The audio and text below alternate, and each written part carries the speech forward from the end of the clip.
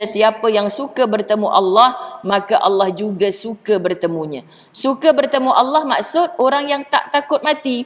Jadi tadi kita tanya, are you ready? Oh, semua tak ready. Bukanlah tak suka, tapi tak ready. Kan sahabat-sahabat? Aku nak hidup dengan iman, nak mati dengan iman, nak masuk ke dalam syurga bersama orang-orang beriman. Jangan sampai aku tergolong di kalangan orang kafir ni. So kenapa kitab ni cerita pasal orang kafir? Ustazah, dia tak ada kena mengena dengan kita.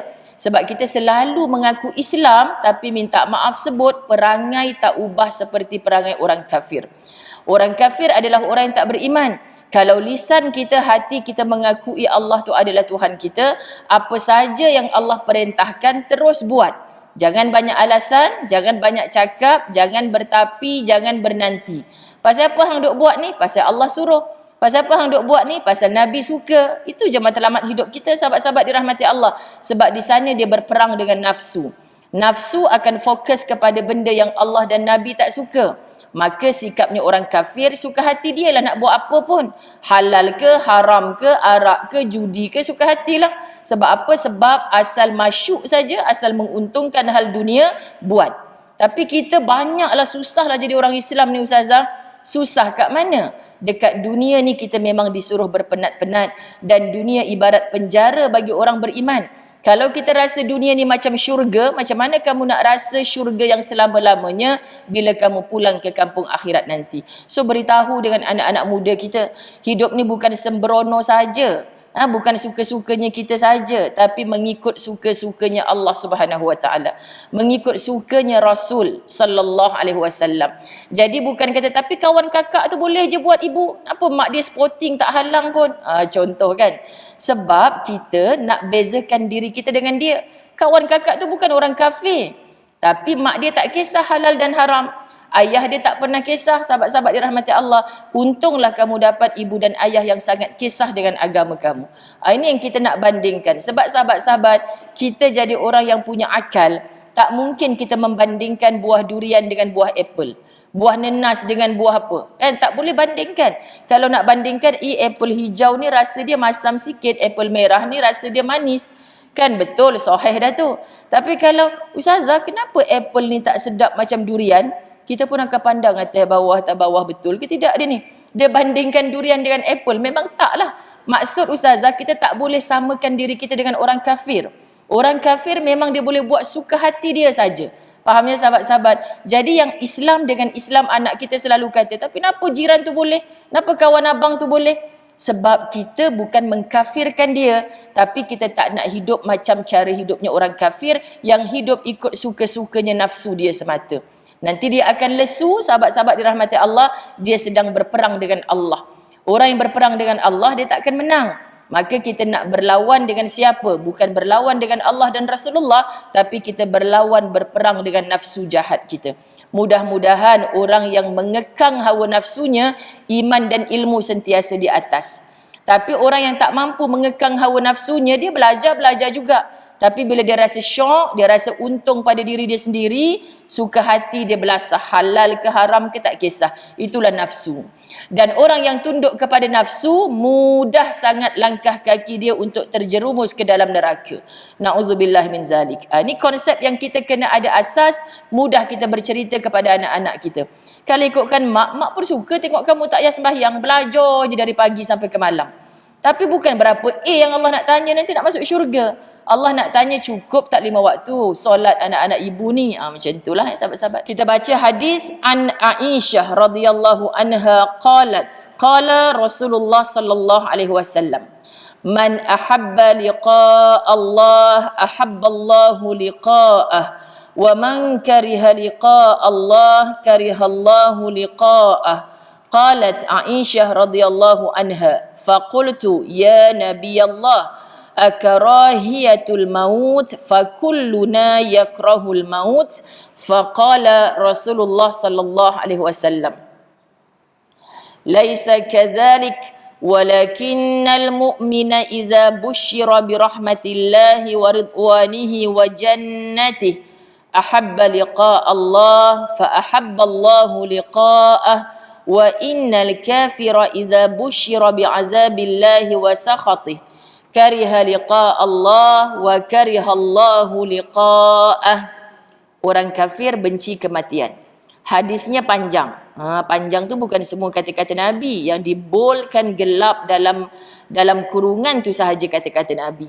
Daripada Aisyah radhiyallahu anha berkata, Rasulullah sallallahu alaihi wasallam bersabda, sesiapa yang suka bertemu dengan Allah, maka Allah juga suka bertemunya.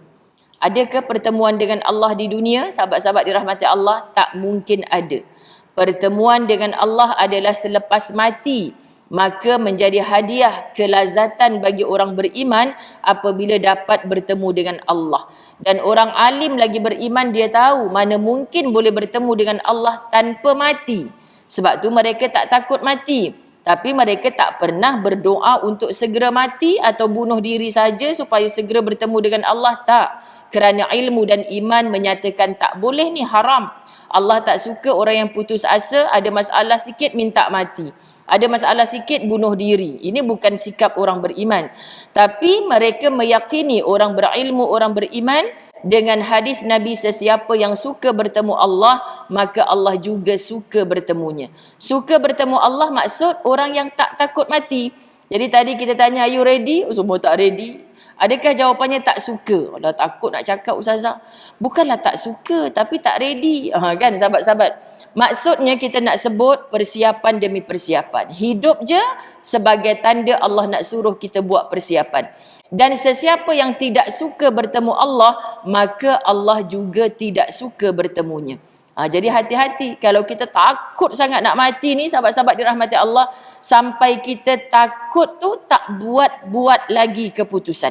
Keputusan untuk apa? Untuk kita berubah kepada orang yang lebih baik. Tak tunggu tua, tak tunggu sakit. Bila doktor kata ni tak ada harapan sembuh dah, baru kita menjerit-jerit nak betulkan balik mana yang dulu kita tak pernah pergi masjid. Saya nak sembuh doktor, saya nak duduk balik kat masjid. Padahal sepanjang 60 tahun hidup tu dah berapa kali Allah beri peluang. Tak juga kita rebut peluang itu, sahabat-sahabat. Aisyah radhiyallahu anha bertanya, wahai Nabi, adakah maksudnya benci kepada kematian? Sedangkan kita semua tidak suka kepada kematian. Aisyah cakap, kan macam Ustazah Zai cakap tadilah, semua kita tak ready.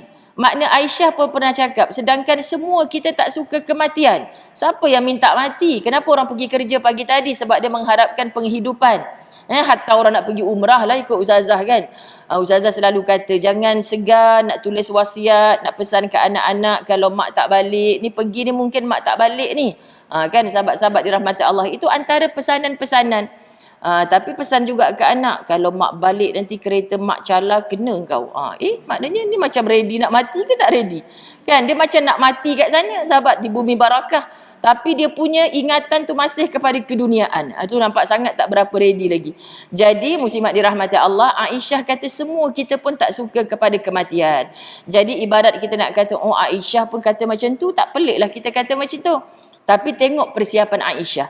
Baginda sallallahu alaihi wasallam bersabda, bukan begitu maksudnya, tetapi orang beriman apabila diberi kabar gembira dengan rahmat Allah, redha Allah dan syurganya, maka dia suka untuk bertemu Allah. So kat mana kita nak tahu tentang rahmat Allah, tentang redha Allah, tentang syurga Allah? Kalau kita tak baca berita-berita sahih dalam Quran, janjinya Allah siapa yang akan dapat syurga. Antara contoh, wabasyiris sabirin, diberikan berita gembira kepada orang-orang yang sabar. Bila kita rujuk tafsir apa berita gembira itu, bernatijah syurga. Jadi nak tak nak, suka tak suka, kita kena sabar. Dalam hidup ni apa saja ujian, maka Allah juga suka bertemunya. So kalau kita, kenapa kau duk sabar lagi? Kalau aku dah hilang sabar dah ni. Sebab aku nak bertemu Allah di dalam syurga. Aku mendambakan pertemuan. Tu kita sahabat-sahabat sejannah, amin. Kan sahabat-sahabat? Kan suka guna kalimah macam ni. Tapi kalau kita dengar cerita Rabi'atul Adawiyah, subhanallah, tak ada dalam doanya yang seperti mengharapkan syurga. Tapi sahabat-sahabat, orang-orang yang hebat seperti ini, dia hanya berdoa bertemu. Adanya pertemuan dengan Allah. Makna pertemuan dengan Allah tu di mana? Di syurga. Kita takut bertemu dengan Allah melalui cara mati, tapi yang kita dambakan syurga, syurga, syurga. Sebab tu semua kita kebanyakannya macam perasan jalan ke syurga ni ada jalan shortcut. Faham ya? Kita lalu dekat Jalan Duta tu. Nampak atas bukit tu, bang, macam nak pergi istana tu? Kan, perangan kita. Kan macam mana yang nak masuk istana? Kita bukan yang dianugerahkan menteri kabinet ke apa kejap lagi ni. Bukan. Tak ada peluangnya kita nak masuk. Kita bukan nak angkat sumpah, dia katakan. Tapi saya teringin sangat nak masuk kat dalam tu. Kan, nantilah abang tanya-tanyakan kabel mana yang abang boleh masuk ke pintu belakang ke jadi tukang masak ke apa kan, sahabat-sahabat. Tak dapat juga masuk, dah lebih 40 tahun dah hidup. Jadi maknanya macam mana kita teringin tahu dalam tu hebat tu. Bestnya kalau dapat duduk dah macam pengantin, ada orang tolong kipaskan, berangan. Tapi tak tahu jalan nak menuju situ. Kau ingat senang nak masuk dekat dalam tu? Kan? 24 tahun kena tunggu. Contoh sahabat-sahabat dirahmati Allah. Jadi makna perkara-perkara macam ni, kita kena tafsirkan dalam kehidupan kita, bukan senang nak senang. Bukan senang nak dapat syurga. So jangan hanya kenal syurga tu, tapi kena ambil tahu jalan menuju syurga. Susah payahnya, peritnya. Ini yang kita nak belajar ya, sahabat-sahabat dirahmati Allah. Jadi jangan sensitif sangat dengan contoh-contoh yang Ustazah bagi. Nak bangkitlah balik Ustazah ni tak apa-apa entah ceramah dia. Nak bagi faham muslimat dirahmati Allah. Sebab orang tahu sangat syurga tu, sahabat syurga, til jannah. Tapi dalam grup WhatsApp tu cerita ngumpat orang je. Macam mana nak til jannah? Kan tak jadi jannah sahabat-sahabat. Ini kena tegur dalam grup WhatsApp, dalam Facebook kita, dalam mana-mana kecam mengecam, caci mencaci, hina menghina. Tu grup mana kat jumpa tu? Grup sahabat jannah saya Ustazah. Kita pun confused. Jannah tang mananya jannah? Kan sahabat-sahabat dirahmati Allah. Jadi jangan hanya mengenal syurga, tapi kenal pasti jalan nak menuju situ. Kita start kereta. Kenapa sekarang ni dah ada kemudahan tekan Waze? Kan sahabat-sahabat. Tapi kita duduk termenung. Apa nama masjid aku nak ceramah tu? Ustazah saya lah suka macam tu. Nak tak nak kena buka balik poster. Oh, nama masjid ni sekian, sekian, sekian. Patutlah tak jumpa. Besok Ustazah di Masjid Al-Mustaqim Ampang. Hari Rabu Masjid An-Nur Subang. Masjid An-Nur tu ada sejarah bagi Ustazah. Main klik je Masjid An-Nur. Tiba-tiba sampai, ini bukan Masjid An-Nur yang aku duk pergi selama ni. Kan rupa-rupanya An-Nur kat Sungai Buloh. Saya nak pergi An-Nur dekat Subang, sahabat-sahabat dirahmati Allah. Ya Allah, insaf sungguh.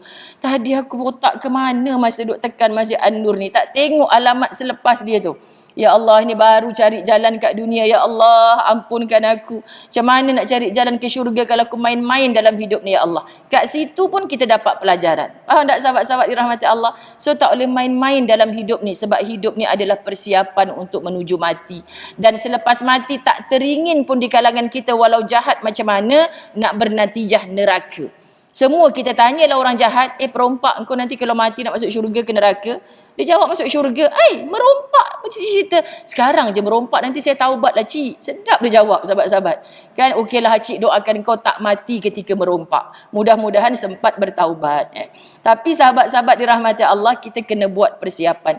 Sebaliknya orang kafir apabila mendapat berita tentang seksaan Allah dan kemurkaannya, maka dia benci untuk bertemu Allah dan Allah juga benci untuk bertemunya.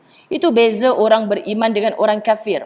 Sebaliknya orang kafir apabila mendapat berita tentang seksaan Allah dan kemurkaannya, itu sebab ada kelompok yang menyampah, yang marah bila kita bagi ancaman-ancaman. Jangan buat macam ni, Allah tak suka. Kalau kau buat macam ni, macam mana nak menuju syurga? Alah, kau tu confirm syurga ke? Kita balik kena sahabat-sahabat dirahmati Allah. Memanglah. Tapi pendaftaran ke syurga tu bukan ketika mati. Sekarang ni, sekurang-kurangnya aku dah mendaftar masuk syurga. Mana link nak daftar masuk syurga? Link dia jalan-jalan ke masjid. Kita suka dengar-dengar kebaikan. Itu link dia. Kita kena klik, kita kena buat sahabat-sahabat dirahmati Allah.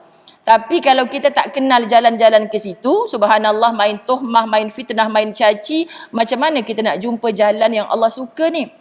Maka dia benci untuk bertemu Allah dan Allah juga benci untuk bertemunya. Kau tak suka jalan-jalan menuju Allah, Allah lebih tak suka untuk bertemunya. Sebab tu orang yang faham bahasa Arab yang disebut dalam hadis tadi, baca dengan getaran suara.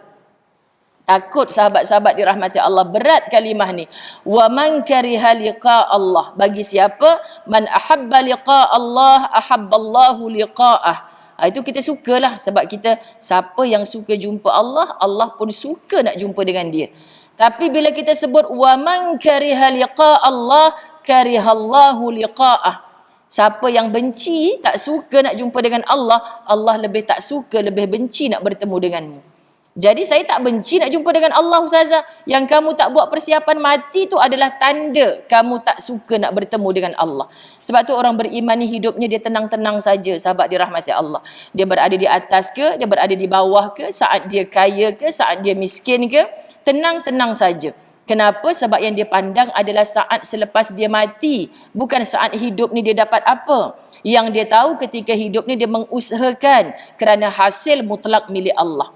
Faham ya? Dan hasil itu dia hanya nak berehat di dalam syurga Allah. Walaupun dia dihenyak dengan kepenatan dan keperitan ketika di dunia.